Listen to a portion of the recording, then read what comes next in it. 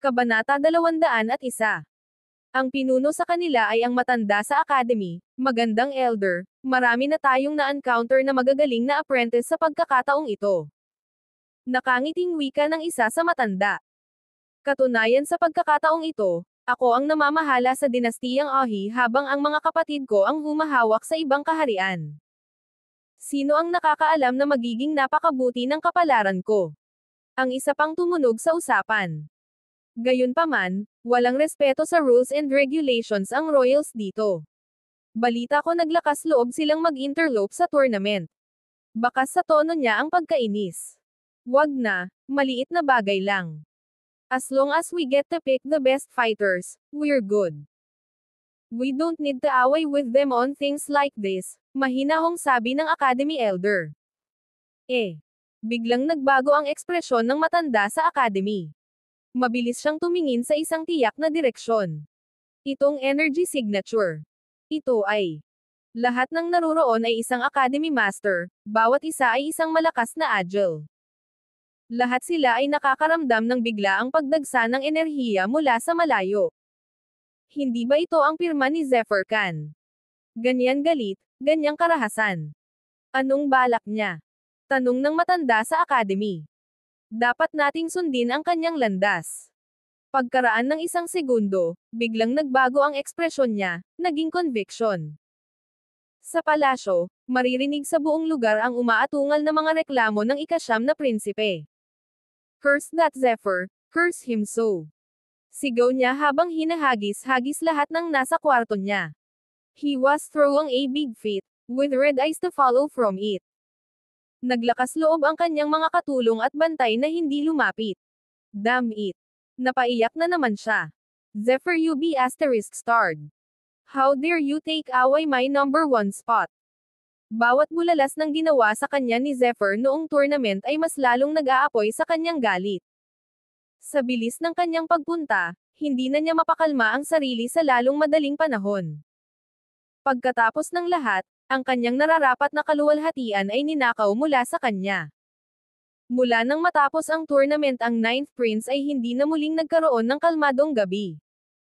Hindi niya maiwasang isipin kung ano ang maaaring mangyari. You wouldn't have expected it though, would you Zephyr? I've sent a militia to wipe out your stupid clan. I bet you're crying in agonizing sorrow there in Starlight by now, right? Biglang tumawa ang ika-9 na prinsipe, mukhang baliw. Kahit gaano ka pa katatag, kahit alam mong ako iyon, ano ang magagawa mo? Wala kang katibayan na ginawa ko ang anumang bagay.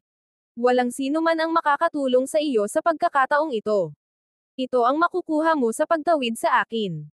Patuloy pa rin ng prinsipe, lalong tumalsik ang mga ekspresyon nito. Biglang, isang malakas na boom ang narinig sa kalangitan mula sa malayong lugar. Isang malaking puwersa ang dumaan habang ito ay sumugod sa palasyo. Pasensya ka na sa isang prinsipe, lumabas ka at harapin mo ako. Isang dumadagandong na boses ang nagtanong, na yumanig sa palasyo. Bawat manlalaban sa loob ng palasyo ay likas na nagtaas ng ulo, gustong malaman kung sino ang nangahas na pumasok sa bakuran ng hari. Sa langit, sa ibabaw ng ulap-piercing eagle, nakatayo ang isang galit na binata. Ang kanyang mga mata galit na walang katulad, at ito ay puno ng pagpatay layunin. Sino ka? How dare you raise your voice here? Iniinsulto lang ba niya ang isa sa ating mga marangal na prinsipe? Talaga? Galit ba siya? Hindi ba siya natatakot sa royal punishment? Teka, parang pamilyar siya. Ang mga tao sa ibaba ay nakatingin at napanganga kay Zephyr. Sa sandaling napagtanto nila kung sino siya, maaari lamang silang magsalita sa mga tahimik na bayan. Si Zephyr ay nakasuot ng itim, na may kidlat sa kanyang mga mata.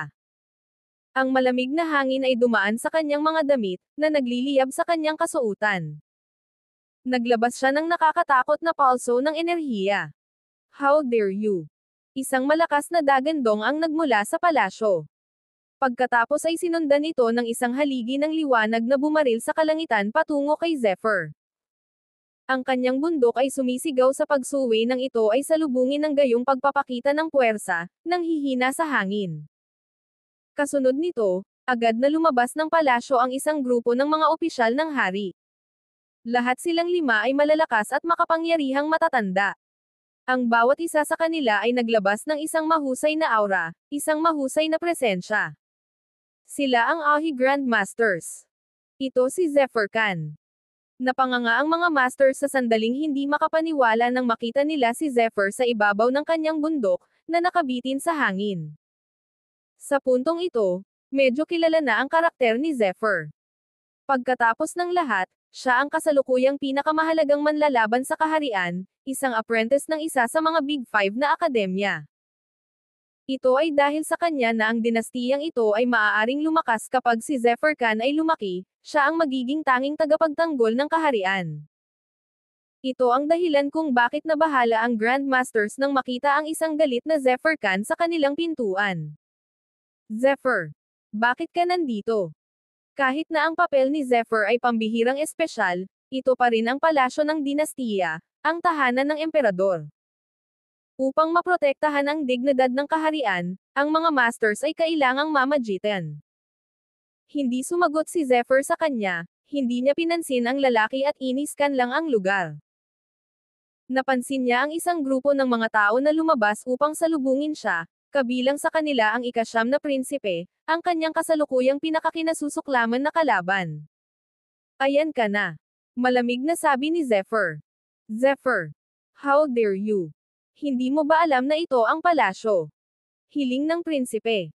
Kahit na ikaw ay isang academy apprentice, hindi ka pinapayagan sa royal grounds. Seryoso ka bang pinag-iisipan na maging kaaway ng buong Ahi dynasty? Patuloy niya, kahit na nagpakita siya ng mga pahiwatig ng takot. Well, my reason for being here, I'm sure naiintindihan mo. Ngayon, babayaran kita sa lahat ng ginawa mo. Deklara ni Zephyr habang umaakyat ang kanyang enerhiya sa palasyo. Kabanata 202. Sa isang iglap, itinaas ng mga Royal Guard ang kanilang mga sandata habang nanatili ang tingin nila kay Zephyr. Kung gagawa man siya ng anumang biglaang galaw, hindi sila magdadalawang isip na protektahan ang mga royal dito. Zephyr, huwag kang magbiro. Utos ng isang guro. Marami ang nagbabahagi ng kanyang hindi nasisiyahang ekspresyon. Inis na inis sila sa kinikilos ni Zephyr. Kung tutuusin, sila ay madalas na iginagalang at iginagalang, hindi iginagalang at hindi pinapansin tulad ngayon. Ako. Jest. Wika ni Zephyr habang nakangiti.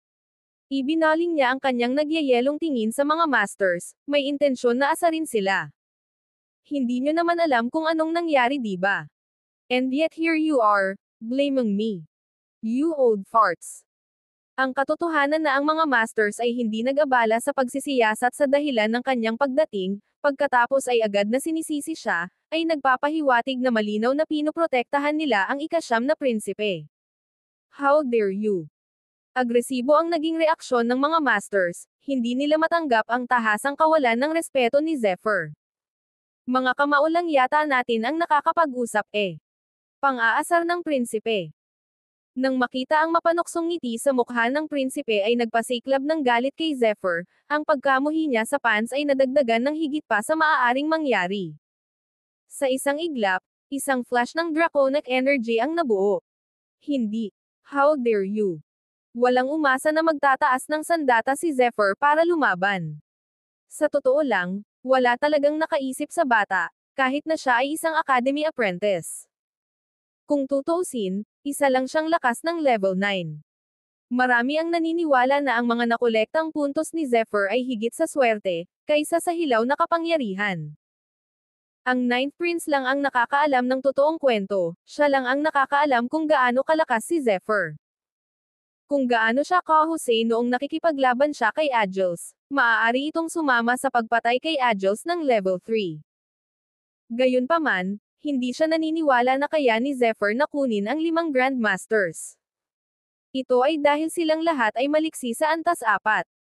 Sa antas ng agility, ang mga pagkakaiba sa pagitan ng bawat sub-level ay gabi at araw. Biglang bumaba si Zephyr sa kanyang bundok at inilunsad ang kanyang sarili pasulong na may hawak na draken sa kanyang kamay. Malinaw na ipinakita ng kilusang ito na handa siyang patayin ang prinsipe. Walang umaasa na gagalaw si Zephyr. Ito ang palasyo pagkatapos ng lahat.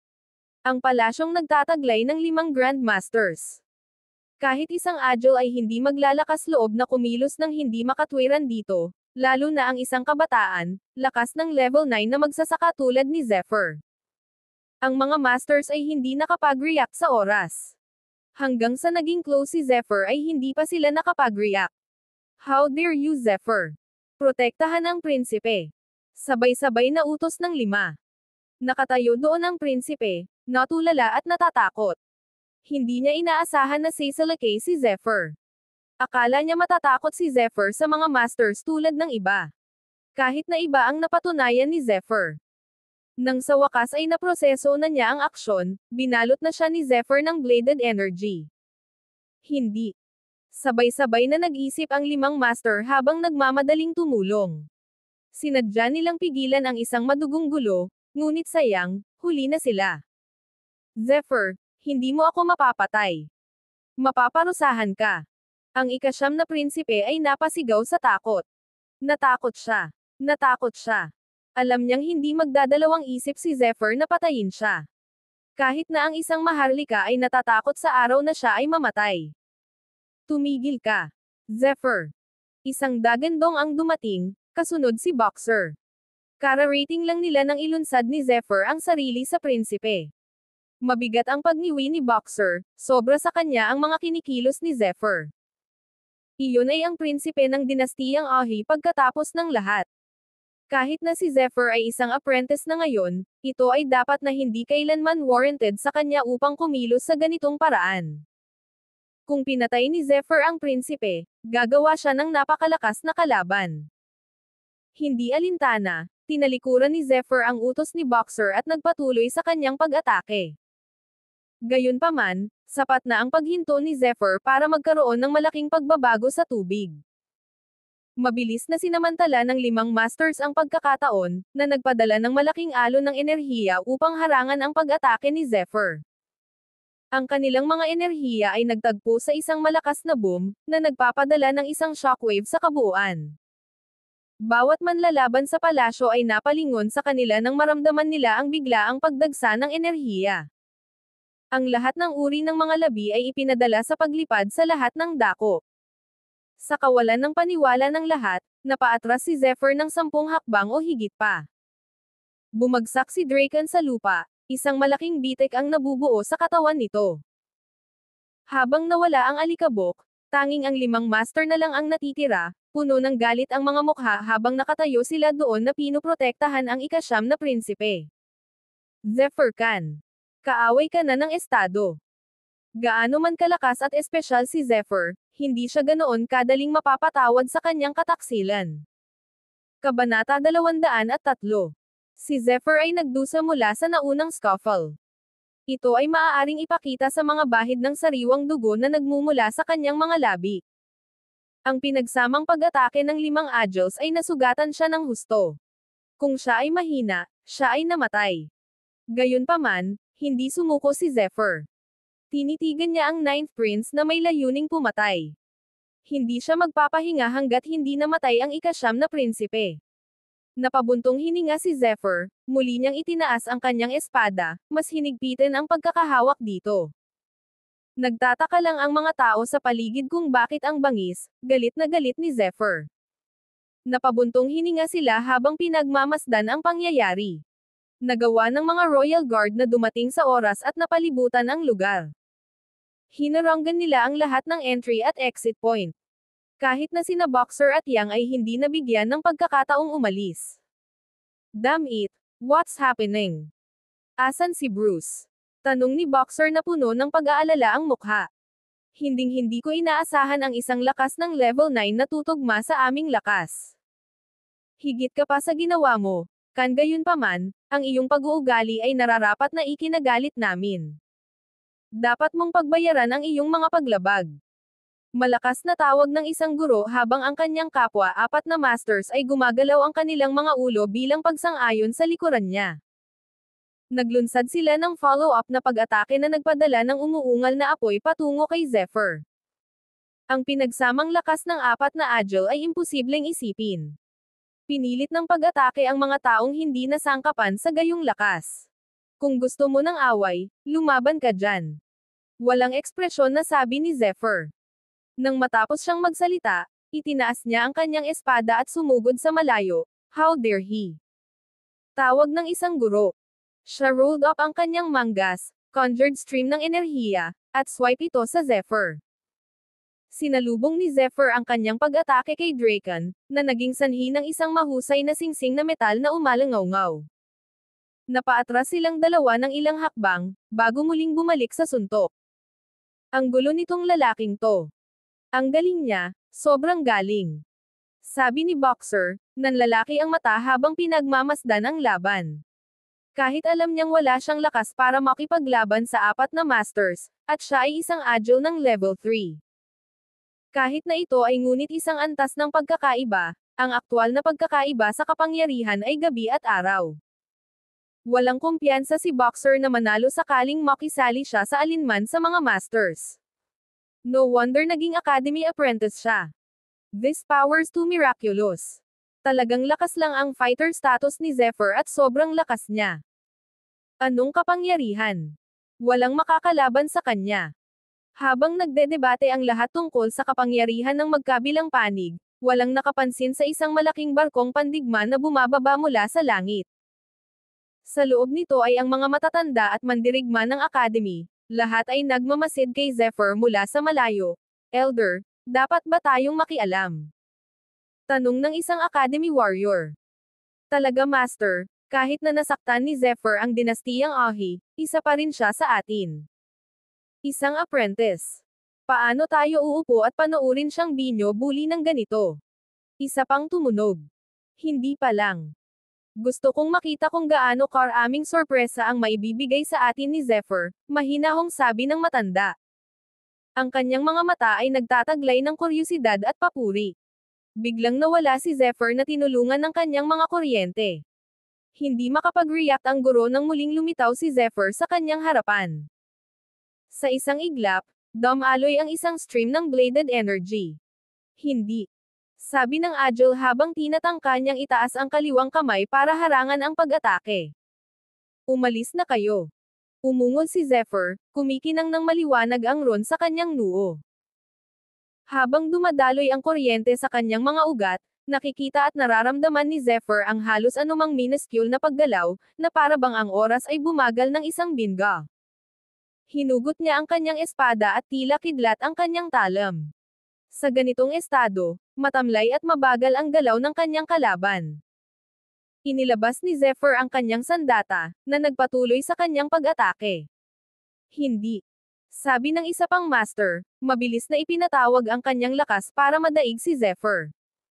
Huwag kang maglakas loob. Sigaw niya, habang nilunod ng alon ng enerhiya ang guro. Isa pang hiyawan ang maririnig habang hinaharangan ng talon ni Zephyr ang tangkang pag-atake ng nalunod na master.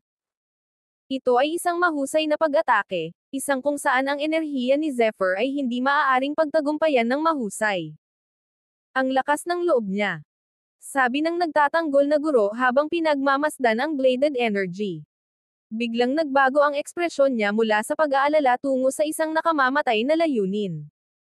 Kung hindi dahil sa pakikialam ng kanyang kapareha, malubha siyang sugatan. Anong kahihiyan ang ay dudulot nito? Ang masugatan ng isang napakaraming lakas ng level 9. Mamatay ka na, Zephyr. Umungal ang guro. Nagpakita siya ng isang hanay ng mga pag-atake ng enerhiya, bawat isa ay kasing talas ng kutsilyo. Ang biglaang pagpapakita ng kapangyarihan na ito ay kakilakilabot, kung si Zephyr ay tatamaan, siya ay walang alinlangan na malubha ang pinsala, kahit na mayroon siyang tulong ng The Way of the Dragon. May posibilidad na mamatay sa pag-ataking ito. Kabanata 204. Nang dumating si Zephyr sa palasyo, hindi niya ninais na patayin ang taong ito. Gayunpaman, namuo ang galit ni Zephyr nang makitang walang awa ang kanyang kalaban. Lalo na ngayong tuwang-tuwa ang lalaking balak niyang patayin. Kunin ang aking walang kapantay na focus. Sabi ni Zephyr habang nagngangalit ang mga ngipin. Ikinumpas niya ang kanyang espada, tinawag ang kanyang bladed energy manifold. Ano? Lahat ng naruroon ay nabigla sa gayong pagpapakita ng kapangyarihan. Ito ang focus of the blade. Nakakatakot talaga. Damn it, may focus siya. Stay back. Nagbago ang ekspresyon ng mga masters, mabilis na binalaan ang iba. Gayunpaman, huli na. Masyadong overpowering ang husay ni Zephyr kaya hindi na nadepensahan ng kanyang kalaban. Isang segundong pagsisikap lang habang nilalamon ng bladed energy ni Zephyr ang enerhiya ng kanyang kalaban.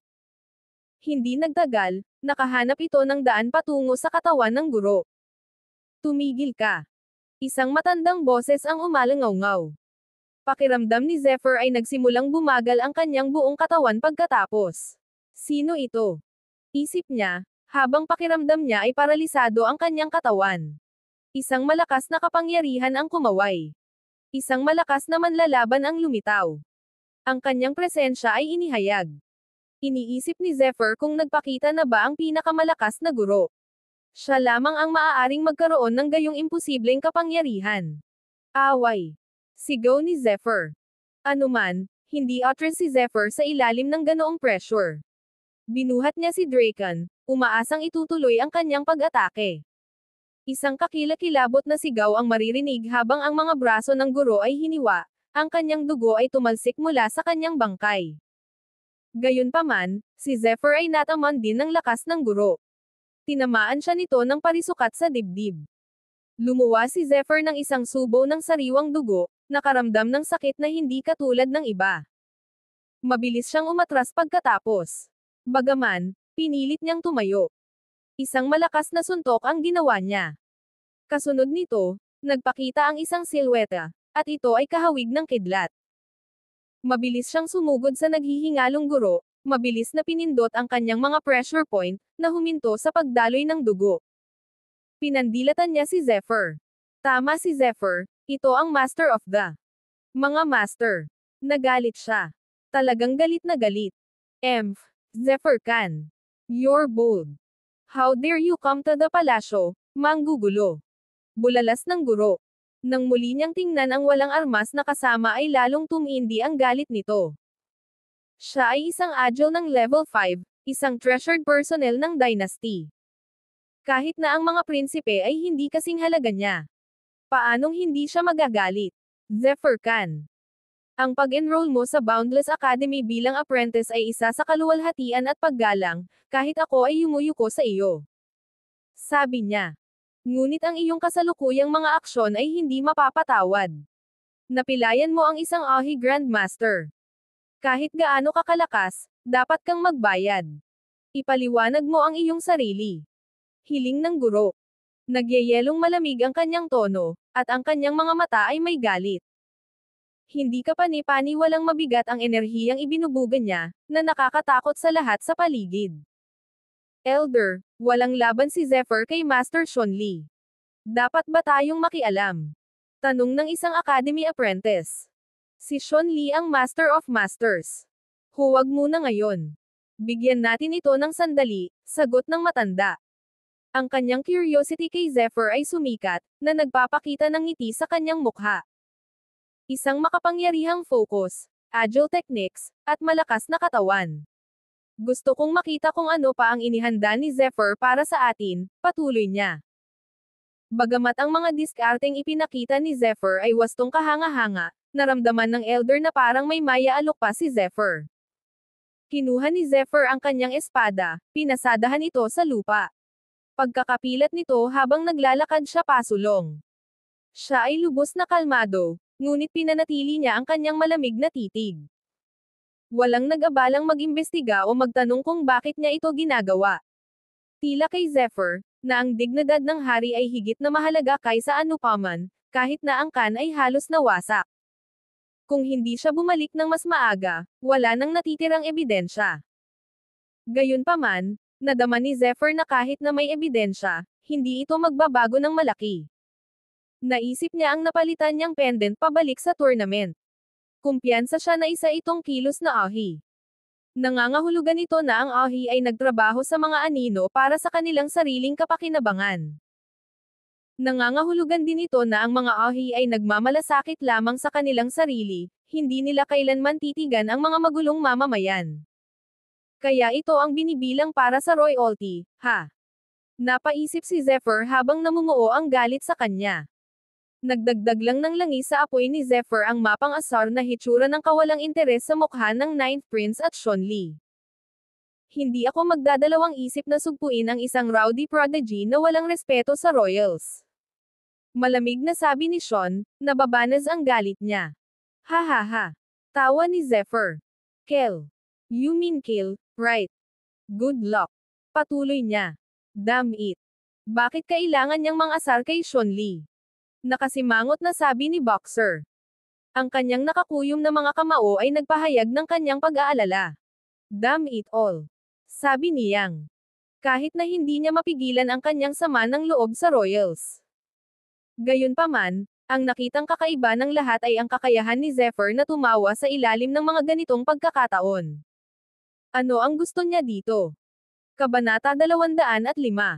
Isang malaking katahimikan ang namayani sa palasyo. Walang kumibo habang hindi makapaniwalang nakatingin kay Zephyr. Hindi niya iginalang ang Master of Masters, si Shonli. Para itong panaginip na may lagnat. Walang nakaisip na darating ang araw na ito. Maging si Sean mismo ay may hitsura ng pagtataka bago ito mabilis na napalitan ng pang-aalipusta. Sa pinakamahabang panahon, tanging ang Ahi Emperador lamang ang maaaring makipaglaban sa kanya. Walang sino man ang hindi gumagalang sa kanya ng ganito dati. Ngunit ngayon sa lahat ng mga araw, si Zephyr Khan ay nakatayo sa kanyang harapan, sa gitna ng mga mata ng maraming mga mandirigma, na kinukwestiyon ang kanyang kakayahan. Nakakainsulto. Nakakahiya kahit. Kung hindi niya personal na narinig ang hamon na ito, akala niya mali ang narinig niya. Natawa si Sean sa galit sa ipinakitang kalokohan ni Zephyr. Ha ha ha, ang tanga naman ng bata. Nagpatuloy siya sa paggawa ng unang hakbang. Makikita ng isa kung gaano siya nagalit na gumawa ng unang hakbang laban sa isang lakas ng antas siyam. Sumayaw si Blade sa hangin. Malakas na boom at bitek ang umalangaw-ngaw sa buong kalangitan. Sumiklab ang focus ni Zephyr sa loob, na naghahatid ng nakakatakot na enerhiya kay Draken. Ikapitong slash. Inilabas ni Zephyr ang kanyang ultimate sword skill. Isa na hindi natalo sa hindi mabilang na paggamit nito. Sa wakas ay nagkasagupaan ang dalawa, na naghabulan.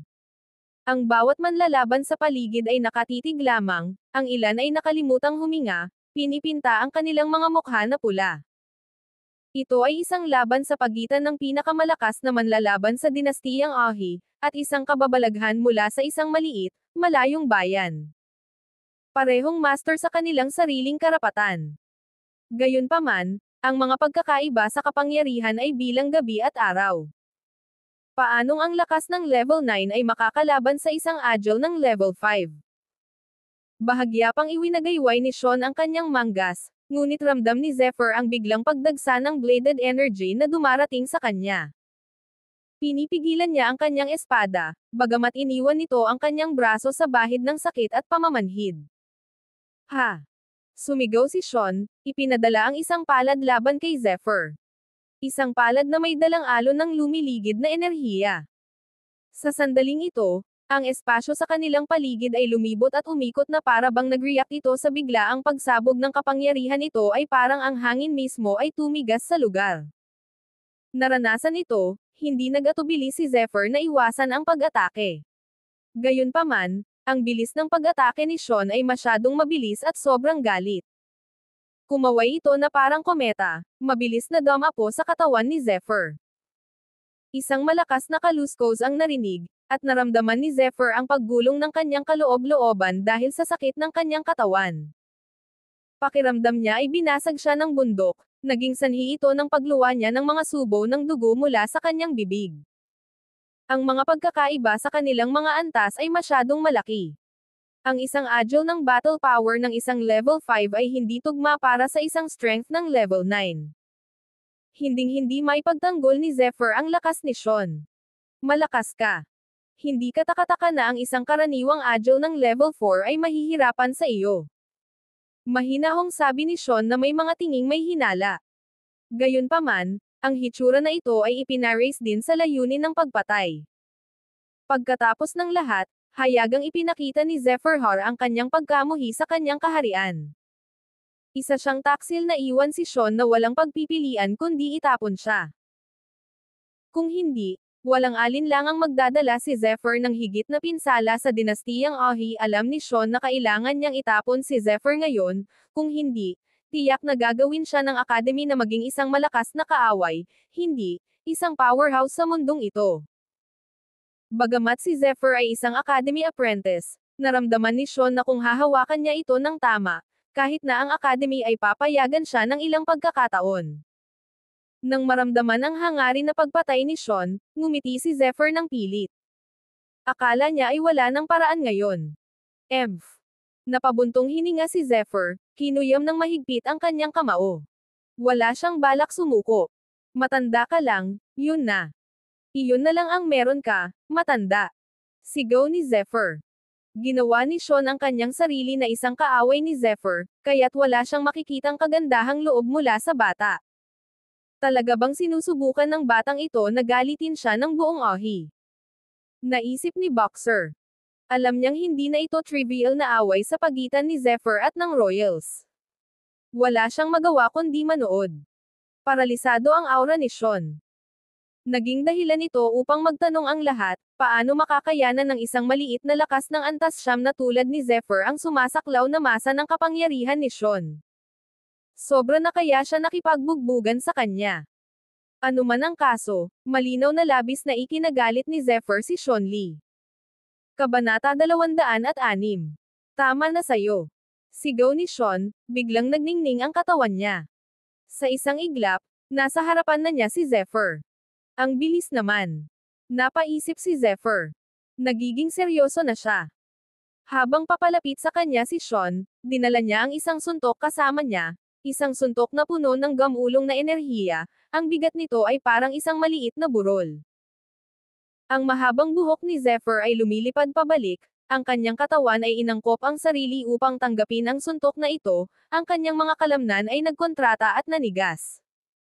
Elder, hinding-hindi makakapagtanggol si Zephyr sa pag-ataking ito, napakalakas. Nagsalita ang isang Academy apprentice. Napabuntong hininga ang matanda, umaasa siya ng higit pa kay Zephyr, kahit na tila ang bata ay nasa kanyang limitasyon. Bagaman, hinangaan niya ang kakayahan ni Zephyr na palayasin ang isang agile ng level 5. Mamatay. Sabi ni Sean, his ice-bore daggers papatayin niya si Zephyr right then and there, walang duda doon. Gayunpaman, nang dama po ang kamao ni Sean sa katawan ni Zephyr, bahagyang tumawa ang kan. Ang rune sa kanyang noo ay kumikinang ng asul na sparks, bago sumabog sa isang pagsabog ng elektrikal na enerhiya. Kasunod ng isang malakas na tili, isang malakas na kidlat ang umulan mula sa itaas bago si Zephyr, na nakapalibot sa kanya. Ikapitong slash. Tawag niya, sabay-sabay pang itinaas ang kanyang kasanayan sa espada.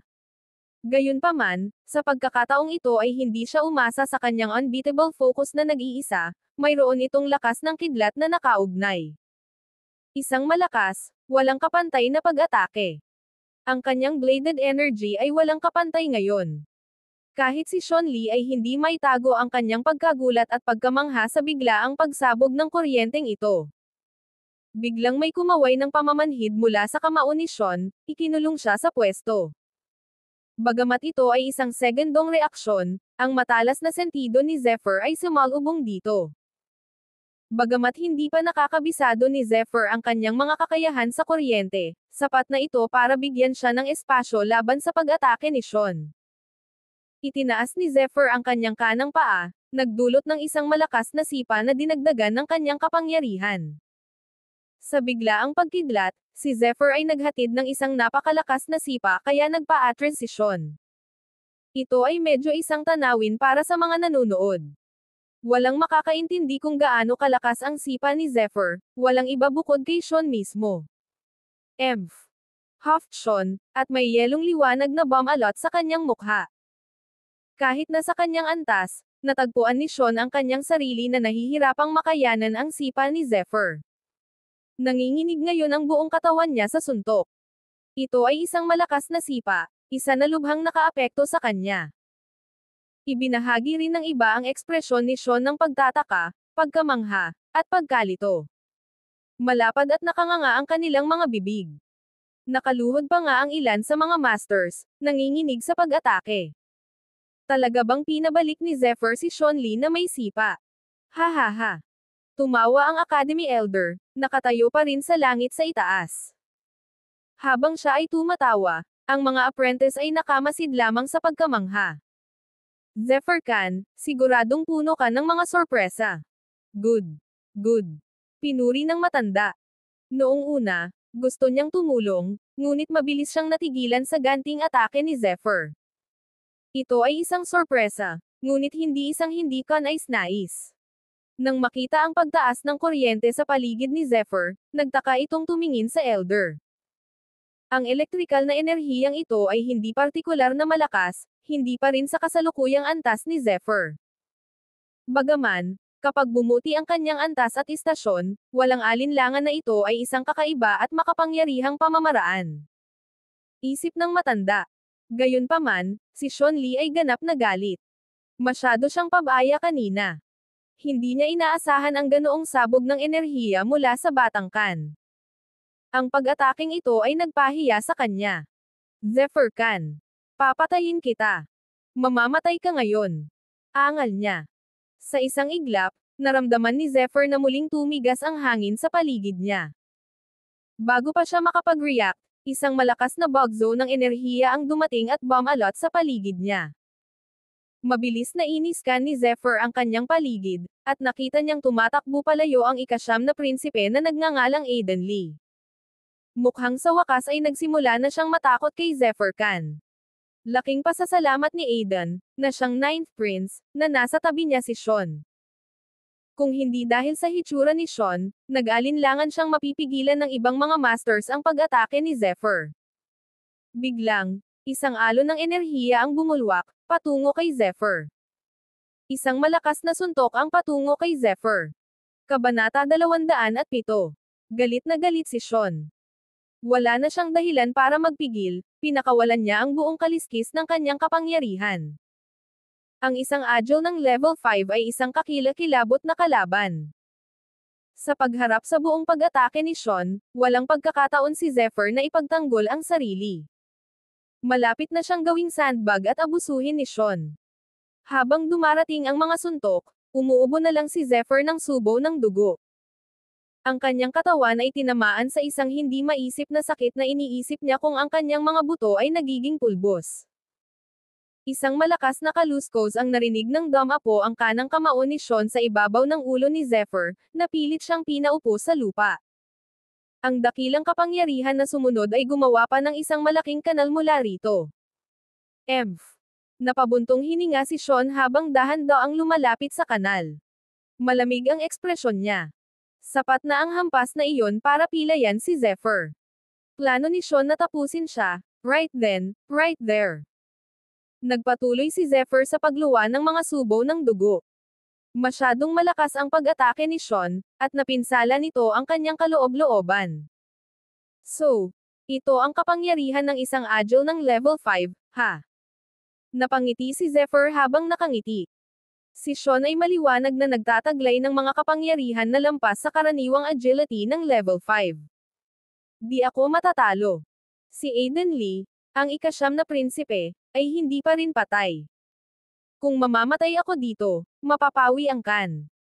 Nagsimulang bumangon si Zephyr nang maabot ang conclusion na ito sa kanyang ulo. Kahit na ang kanyang katawan ay masyadong mahina, walang sapat na enerhiya na natitira sa kanya. Damn it! Ito ba talaga kung gayon? Nag-isip si Zephyr sa pamamagitan ng pagngangalit ng mga ngipin. Zephyr, you really are a prodigy. Kung mayroon ka pang ilang taon para sanayin, siguradong matatalo mo ako. Nakakalungkot na napagdesisyonan mong kalabanan ang Ahi. Wala kang iiwan sa akin kundi sirain ang banta na ito, na ikaw, para sa dinastiya. Malamig na wika ni Sean. Inis na lang ang naramdaman ni Zephyr sa katawa-tawang pahayag ni Sean. Biglang gumalaw ang Ron sa kanyang noo. Ano? Napaisip si Zephyr nang maramdaman ito. Siya flashed isang hitsura ng kaaya-aya sorpresa. Hindi. Hindi ito ang katapusan. Ngayon na. Isang maliit na dagandong ang dumating, narinig ng kaliskis ni Zephyr ang tawag ng kanyang Ron, at nagpatuloy sa pagkislap ng maliwanag na si Zephyr ay biglang tumayo sa dagandong ng isang dragon. Imposible. Napaisip si Sean nang makitang bumangon si Zephyr mula sa kanal na parang walang nangyari. Dapat ay baldado na siya ngayon. Paano pa siya nagkaroon ng lakas? Mukhang minamaliit talaga kita Zephyr. Gayunpaman, kahit anong pidgel mo, hindi maiiwasang mahulog ka. Sabi ni Sean, bago nawala sa hangin, sa isang iglap, muling nagpakita si Sean kay Zephyr, na naglalabas ng malakas na aura. Oh! May natitira pang lakas ang bata. Naisip ng Academy Elder na may pagtataka na nakaplaster sa kanyang mukha. Talagang puno ng sorpresa si Zephyr. Naisip na ng Elder ang kanyang lakas at handang tumulong sakaling may dumating na panganib kay Zephyr. Mabilis na kumidlat ang mga kidlat sa katawan ni Zephyr, bago ito nawala sa hangin. Sa isang iglap, lumitaw muli si Zephyr kasama ng isang pagsabog ng kidlat habang siya ay lumulutang sa kalangitan. Ang bilis niya. Napaisip si Sean, nakatitig sa paghanga. Ano ang sinusubukan niyang gawin? Nagbulungan ang lahat ng mapansin ang kakaibang ugali ni Zephyr. Matalo man dito si Zephyr, matatawag na siyang alamat sa mga manlalaban para sa pakikipaglaban kay Sean Lee ng ganito katagal. Sinusubukan ba niyang tumakas? Hindi. Hindi maaaring iyon. Napaisip si Sean, pilit na inaalam kung ano ang susunod na gagawin ni Zephyr. Subukan niya, walang makakaalam kung ano ang tumatakbo sa isip ni Zephyr. Sa loob ng kaharian ng mga espiritu ni Zephyr, ang banal na sandata ay ginawang muli, sa pagkakataong ito ay halos ganap na laman. Kailangan kong makuha ito ngayon. Nag-isip si Zephyr sa loob, kinukuha ang lahat ng kanyang lakas upang maunawaan ang sandata. Ang banal na sandata ay hindi tumugon sa simula, kahit na nagsimula itong lumabas ng mga daloy ng malakas na enerhiya. Ano ang ginagawa ng batang ito ngayon? Nagtataka ang matanda. Hindi man siya masyadong pamilyar kay Zephyr, alam niyang hindi duwag ang bata. Sigurado siyang hindi tatakas ang bata. Kahit anong pilit ni Zephyr, mahihirapan siyang makatakas mula sa isang agile ng level 5. Kabanata 208. Anong balak niya? Walang katapusang pagtataka ni Sean. Nakaramdam siya ng kakaibang enerhiya na nagmumula sa bata. Hindi. Kailangan ko nang ubusin ito. Naisip niya, patuloy ang kanyang pagkabalisa habang lumilipas ang panahon. Bagamat alam niyang kahit anong mangyari, hindi siya matatalo ni Zephyr Khan, alam niyang hindi niya dapat hayaan ang bata na magpatuloy sa ganito. Sa hangin, lumutang si Zephyr. Dahan-dahan siyang bumangon habang humihinga, na umaabot sa taas na 300 talampakan. Siya ay isang madugong gulo, ngunit siya ay may kalmadong ngiti sa kanyang mukha. Ngumiti pa siya. Ang mga mandirigma sa ibaba ay nag-isip, talagang nabigla. Paano pa siya makakangiti sa ganitong oras? Sa isip ni Boxer, ang wild ng ekspresyon niya. Ipinikit ni Zephyr ang kanyang mga braso, sumunod sa kanya ang kuryente sa paligid, napapikit sa kanya. Biglang sumabog ang isang malakas na kulog sa kalangitan. Ito ay parang isang kawan ng mga kabayo ang tumatakbo, ang kanilang mga hakbang ay dumadagandong at nakakatakot. Anong nangyayari? Ang bawat tao'y may magkatulad na pag-iisip nang makita ang gayong malawak na pagpapakita ng puwersa. Maging si Aiden Lee ay may maingat na tingin. Hindi niya napigil ang sumigaw, ang gulo ng batang ito. May sumpa siya. Kailangan mo siyang patayin ng mabilis. Nang marinig ang iyak ni Aiden, medyo napakunot ang noo ni Sean. How dare na utusan siya ng isang maliit na prinsipe na tulad nito. Gayunpaman, hindi siya masyadong nagtagal sa pag-iisip habang mabilis siyang umakyat sa langit patungo kay Zephyr. Hey, huli ka na. Napaisip si Zephyr, wala ni Katie Ting na takot ang ipinakita habang pinagmamasdan si Sean na bumangon sa kanya. Sa katunayan, ang kanyang ngiti ay tila mas maliwanag. Nagawa na niya sa wakas ang banal na sandata sa loob ng kanyang kaharian ng espiritu. Pakiramdam ng sandata ay parang maaari nitong basagin ang earth at langit. Sa loob nito, ang mga daloy ng kidlat ay pumutok sa buong lugar, na naglalabas ng isang kakilakilabot na aura. Saktong paglapit ni Sean ay sumabog sa lahat ng direksyon ang kuryente sa katawan ni Zephyr. Ang mga agos ng enerhiya at kidlat ay tumakip sa kalangitan, para bang isang pool ng liwanag ang nabuo sa gitna ng hangin. Pagkabuo nito ay agad itong sumugod kay Sean. Ano ito? Bulalas ng matanda. Balak sana niyang tumulong, ngunit ngayon ay nabigla muli, kaya't ang enerhiya sa loob ay mahirap kontrolin. Sa sandaling iyon, ang langit ay nabuo sa isang dagat ng kidlat. Nagngangalit at walang humpay ang bawat manlalaban sa ibaba ay nakatitig lamang sa paghanga kay Zephyr sa itaas. Tila nalampasan ni Zephyr ang pagkalalaki, naging isang uri ng Diyos, na kinokontrol ang kuryente sa paligid. Sa tunog ng dumadagandong na boom, ang kuryenteng naipon sa mga kamay ni Zephyr ay naging isang sibat. Ang katawan nito ay puno ng ron. Sibat ng kidlat. Utos ni Zephyr, pinangalanan ang Divine Spear na matagumpay niyang naintindihan sa kanyang kaharian ng espiritu. Pumunta ka. Ano ito? Napaisip si Sean nang makita niya ang nakakonjured na sandata. Isang bigla ang alon ng takot ang bumalot sa kanya, parang may kakaibang sensasyon na naramdaman niya sa sarili niyang kaharian ng mga espiritu. Hindi. Sigaw ni Sean, mabilis na umatras. Nako! Sinimulan na ni Zephyr ang kanyang walang awa na pag-atake. Hinawakan niya ang banal na sandata na may mga lakas na walang katulad. Hingal na hingal ang mga mandirigma sa ibaba, pakiramdam nila ay naging isang gawaing bahay ang paghinga. Ano sa impyerno ang ginagamit ng batang ito? Paano niya nagawang makamit at makontrol ang gayong kakilakilabot na kuryente? Nagtataka ang Academy Elder, puno ng pagtataka at hindi makapaniwala ang mukha. Kabanata 209.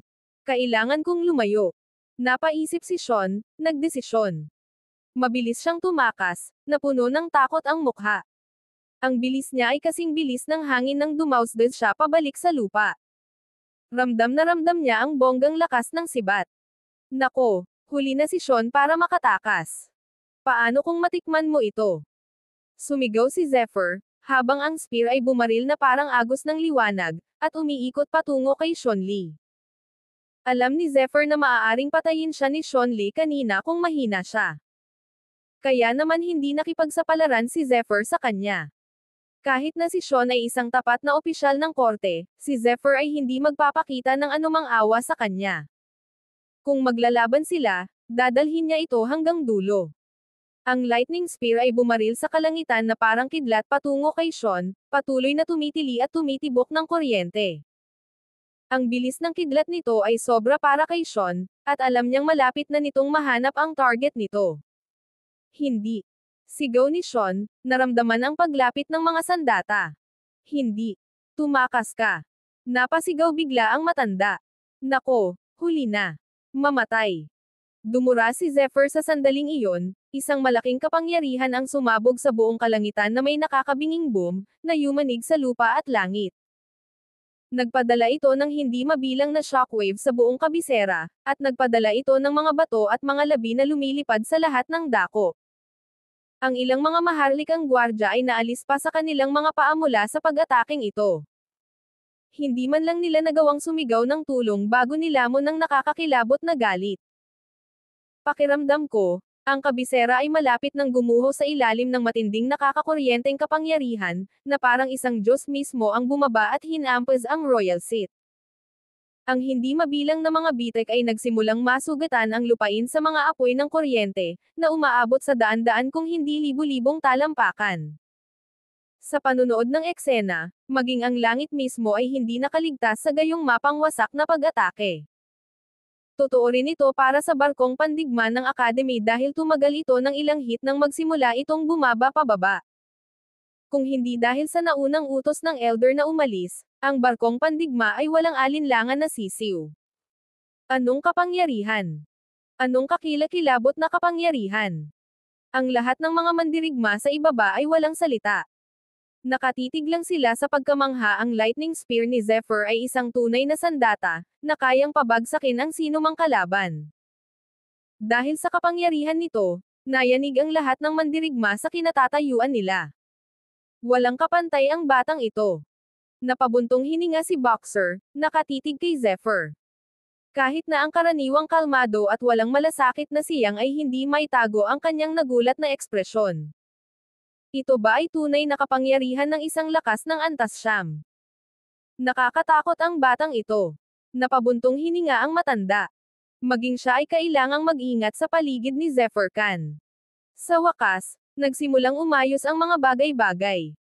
Dumating ito kasama ang malalakas na agos na nagmumula sa hangin. Ang natitira ay si Zephyr at ang kanyang kalaban, nakalutang pa rin sa himpapawid ang una. Siya ay pagod, ang pag-atake kanina ay humihingi ng labis sa kanya, hindi niya ito kayang panindigan ng mas matagal. Ang kanyang kalaban, si Sean Lee, ay halos hindi rin makayanan ang sarili. Mas masama ang tingin ni Sean sa suot. Basang-basa siya ng dugo sa isang katawan na patuloy na nanginginig at pumulandet ng dugo. Bakas sa mga mata niya ang takot. Kung hindi lang siya nakatakas kanina, bumagsak siya noon at doon. Simula kailan nagutos ng ganoong kapangyarihan ang mga manlalaban na may strengths ng level 9? Isip niya habang hindi mapakali na nakatitig kay Zephyr. Hindi niya kayang ibalot ang kanyang ulo sa konseptong ito. Gayunpaman, sigurado siya na masyadong maraming enerhiya ang ginamit ni Zephyr. Kahit na ang isang karaniwang tao ay hindi mahihirapang patayin siya ngayon. Damn it! Hindi ko siya pinatay. Napabuntong hininga ang isip ni Zephyr. Wala na siyang lakas. Kung hindi dahil sa kanyang malakas na paghahangad, hindi siya nakatayong nakalutang sa hangin ngayon. Mamatay ka na, Zephyr. Sigaw ng isang boses mula sa malayo. Si Aiden Lee, ang ika-9 na prinsipe. Buhay pa siya. Si Aiden din ay basang-basa sa dugo, bagamat siya ay may dalang nakakalokong ngiti. Sumunod siya kay Zephyr na may atake sa palad na puno ng kanyang bagong conjured energy. Bigla din siyang dumating, at hindi makapag-react si Zephyr. Kabanata 210. Yung B** starred. Ang Elder Hoff, bago naglaho mula sa bangka. Talagang matatamaan ba ako nitong si *R? Napaisip si Zephyr nang maramdamang lumapit sa kanya si Aiden. Layuan mo. Isang galit na boses ang lumitaw, na umalangaw-ngaw sa buong palasyo. Isang malaking alon ng enerhiya ang kumaway at pinilit ang sarili sa katawan ni Aiden. Ang Academy Elder ay lumitaw at ang mga daloy ng enerhiya ay nagmula sa kanya. Galit na galit siya. Sir, ay. Galit na nagsalita si Aiden pagkatapos lumitaw ang Elder. Malinaw na natatakot siya. Biglang pinalipad si Aiden na punong-puno ng dugo, kasama ang mukha ng takot. Emph! How dare you harm my apprentice? Tanong ng Elder, tinitigan niya ng masama si Sean Lee. Kung nakakamatay lang ang tingin, si Sean Lee ay nasa ilalim ng lupa ngayon ng 6 na talampakan. Salamat, kuya. Napabuntong hininga si Zephyr ng isang salita ng pagpapahalaga. Kung hindi dahil sa Elder, hindi mahihirapan si Aiden na patayin siya. Ikaw ay isang Academy Apprentice, ito ay tulad ng inaasahan. Pakiusap, hayaan mo akong pumalit. Ipaalam sa lahat kung ano ang iyong mga hinaing kay Aiden Lee, sabi ng Elder. Gusto kong malaman kung ano ang mga dahilan nila para saktan ang isa sa atin. Nagpatuloy siya ng malakas. Tumanggo si Zephyr habang ibinaling ang tingin kay Aiden. Hindi siya nag-abalang itago ang kanyang layunin sa pagpatay. Sa simula, ang Intercity Tournament ay narig. Panimula ni Zephyr. Bilang isang prinsipe ng Ahi, nakipagsabuatan si Aiden laban sa akin sa Land of Despair. Hindi ako sigurado kung paano niya ito ginawa, ngunit pinalitan niya ng karaniwang bato ang aking rescue pendant. Nang marinig ito, nagbago ang ekspresyon ng mga mandirigma sa paligid. Ang mundong ito ay may paggalang sa sarili at pagmamalaki, na ang pinakamakapangyarihang mandirigma ay tumatanggap ng pareho. Walang nagkagusto sa isang conspirator. Natural na dismayado sila kay Aiden. Maging si Sean ay may masamang tingin sa kanya. Kahit na, wala akong pakialam. Kahit na alam mong naging Academy Initiate ako, nagpadala ka pa rin ng militia sa Starlight para sirain ang angkan ko. Kung hindi dahil sa pagmamadali kong pagbabalik, duda akong nakaligtas ang angkan ko. Malakas na sabi ni Zephyr. Sa pagkakataong ito, ang kanyang layunin sa pagpatay ay para makita ng lahat.